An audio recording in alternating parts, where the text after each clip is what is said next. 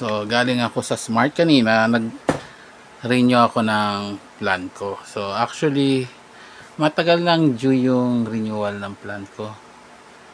So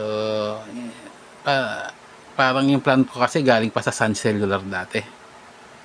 Now hinahayaan ko lang siya na recurring yung mga charges. Pero napansin ko, sabi ko, parang ang mahal na ng binabayaran ko, 800.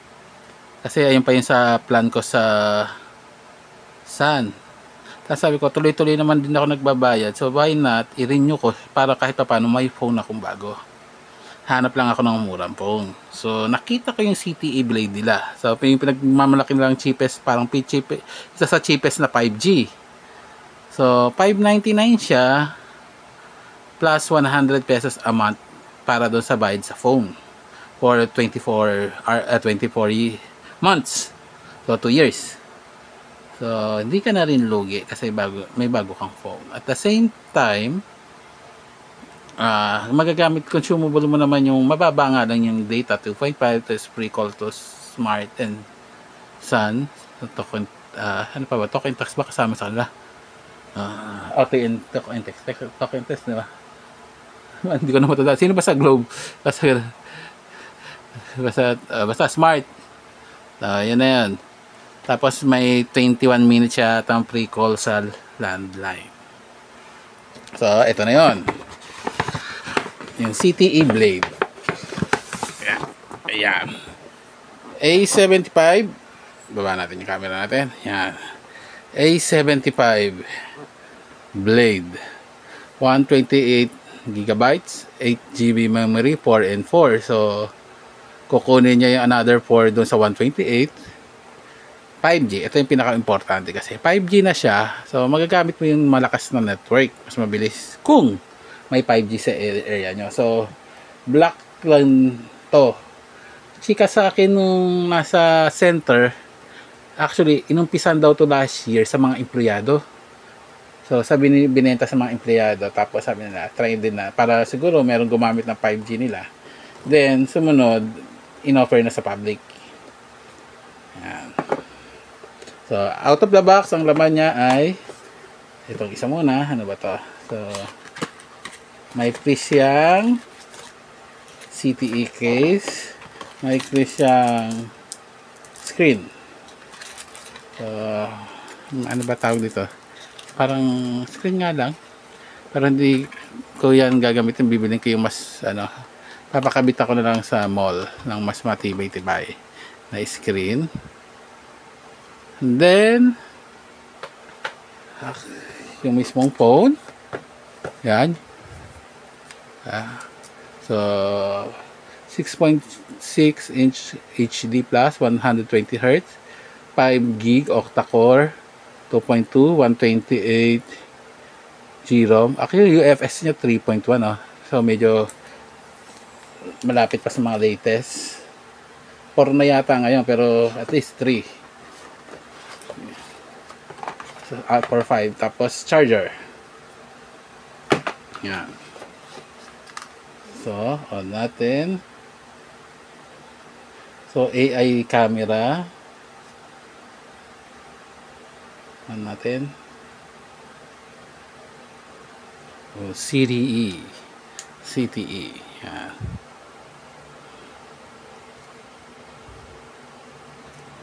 So 1 week replacement, 1 year warranty for parts. Ishira My OS. Yan. So actually responsive naman siya. So na to kanina na open na doon sa center. So kaya mali lang yung oras niya, hindi pa lang naayos, pero pinakita na sa akin. So responsive naman siya kahit paano. So wala tayong internet. Teka, connect natin, try natin kung maganda yung sound.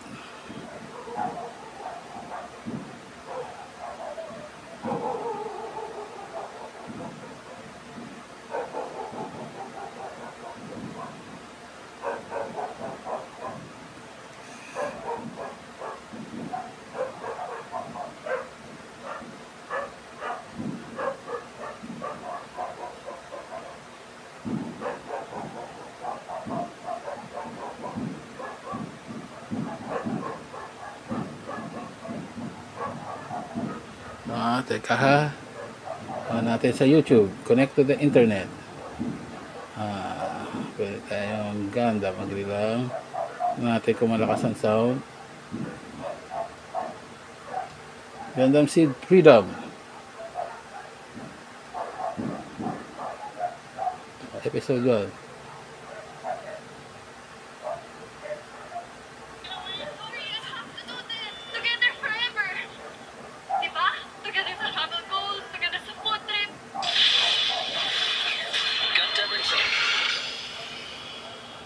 So, medyo para sa akin mahina yung sound.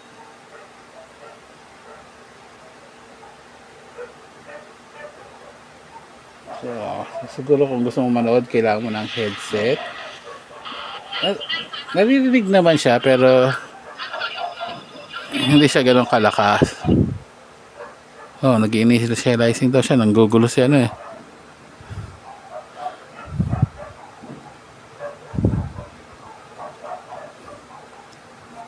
Bakit ka siya? Ano kaya ni-initialize yan? Kasi connect siya para maayos yung oras. So, inayos niya yung oras pala. Yan. So, anyway, Gundam Seed. So, mahilig ako sa Gundam, kung makikita nyo naman. Although, more on Gundam Wing ako. Yung Seed, hindi ko masyado napanood. Natapos ko, pero hindi ko matandaan. At least yung Gundam Wing, parang 2 beses ko inulit. So, yung Gundam 78, napanood ko na rin dati. Inisa-isa ko dati yung sa ano, sa cinema. So, cinema sa internet, yung mga iba't ibang Gundam. Ngayon, nasa Witch of Mercury pa lang ako. So, anyway, balik tayo sa cellphone. So, camera.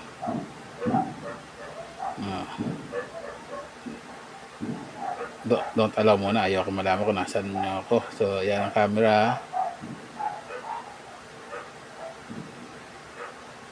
Okay, cancel muna natin. So, maganda naman. Tingnan natin. Photo. Click. Ay. Ayaw niya talaga ano. Hindi mo siya magamit hanggat hindi mo inaalaw kung nasaan ka. Diba? Tama ba naman yun? Kung ayaw ko nga. Yun. Ganun na click siya. So, check nga natin. Yun, parang ayun lang. May lag lang talaga. Ina-process tas may lag. Okay. Tingnan nga natin. Ang details. Okay Tinaw Ganda ng ano niya, clarity sa skin. Okay, delete natin yan. Got it. Into trash. So, video.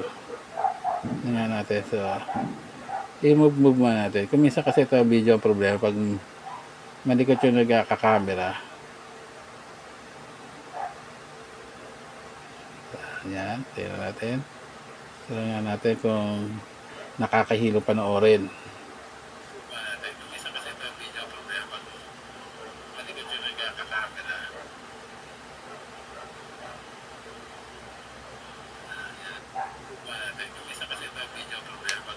Mag-ulit. So, kahit pa paano naman, hindi ganun ka-jerky yung video pag gumagalaw. So, okay lang. Okay. Night mode, portrait. So, pag portrait, meron pa siyang sinasabi, 1.5 meters daw layo mo. Night mode, video, photo, pro. So, meron pa siyang mga ano sa pag-pro. Makikita mo yung mga settings dito. Pwede mong baguhin yan. So, camera family. So, may multi-exposure siya. So,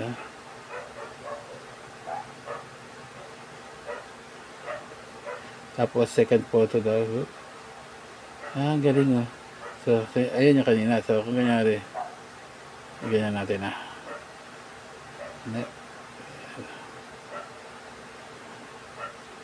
So, pag ano yan, parang nagsha-shadow siya. Ayan, multi-exposure. So, dalawa, pagpapatungin niya. So, maganda yun. Kunyari, kung gusto mo sa isang Sa isang lugar, kunyari may kakambal ka, picture mo 2 beses. Yeah. Ano pa meron dito? Monocolor. Tingnan nga natin. Green. Kung ang green lang gusto mo. Yun. So, hina-highlight niya. Ganda ng ano na to feature. Kung anong color lang yung papakita. So, sa case na to kasi, pinili ko green. Yung matte ko is green. So, ayun ang ano. Kung redness, tingnan nga red. Red. Teka, red. Yan. Yan o. Ang galing. Blue. Ang galing Para sa phone na 5,400 something. Worth it masyado to. Panorama. So, ayaw na yan. At least meron siyang panorama. Document. So, malamang to. Pwede mong i-transfer agad as a document pag nakuna mo. Time-lapse. So, may time-lapse din siya. Tama naman to sa mga ano. Full size. Ano ba full size? Wala, full size lang talaga. Anyway, maganda camera niya. Okay lang. Pagdating sa camera, okay siya, ha? Wala na. So, ayun lang naman Yun lang naman kailangan ko sa phone. Maganda ang quality ng camera. Pasimpleng, kasi kung minsan kailangan mo din ng mga pictures. May mga news pa siya dyan, pero parang news to ng ano na CTE. Yun lang, parang from time to time may konting lag lang siya. Tignan natin, MSN. Wala na kasing Yahoo. Dati may Yahoo pa MSN. So mabilis naman. Siyempre nasa internet mo yun, depende kung bilis. So may time lang na pag inaano mo siya, naglalag. Konting-konti, slight lag lang naman.